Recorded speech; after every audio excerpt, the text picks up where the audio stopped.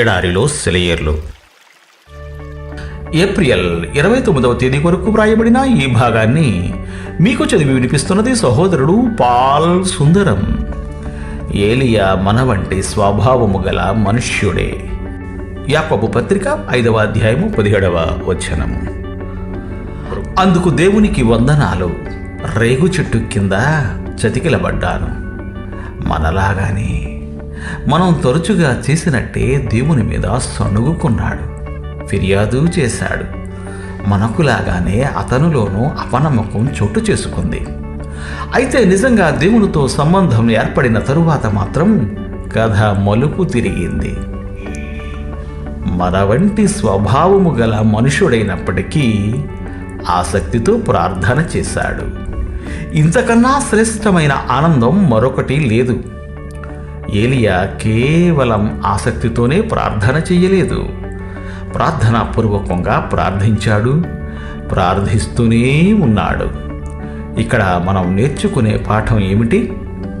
మనం వదలకుండా ప్రార్థించాలి. కర్మెలు పర్వత శిఖరం మీదికి ఎక్కిరండి. విశ్వాసానికి ప్రత్యక్షంగా కనిపించేదానికి సామ్యం కుదిర్చే వైనాన్ని వినండి.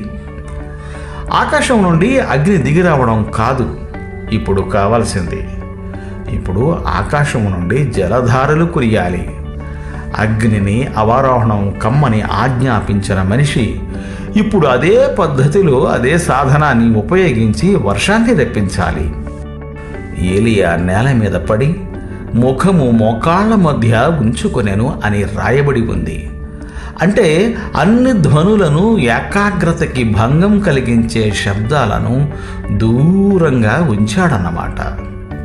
ఇలాంటి భంగిమలో దుప్పటి ముసిగేసుకొని బయట ఏం జరుగుతున్నదో కనిపించకుండా ప్రార్థించాడన్నమాట. సేవకుణ్ణి పిలిచి, నువ్వు పైకి ఎక్కి సముద్రం వైపుకి చూడమన్నాడు. అతడు వెళ్ళి చూసి తిరిగి వచ్చాడు. ఏమీ లేదు అన్నాడు. ఈ పరిస్థితిలో మనం ఏం చేస్తాం? నేను ముందే అనుకున్నానులే అంటామేమో, ప్రార్థించడం చాలిస్తామేమో. ఎలియా అలా చేశాడా? లేదు.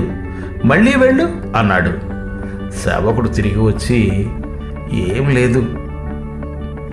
మళ్ళీ వెళ్ళు, ఏమీ లేదు.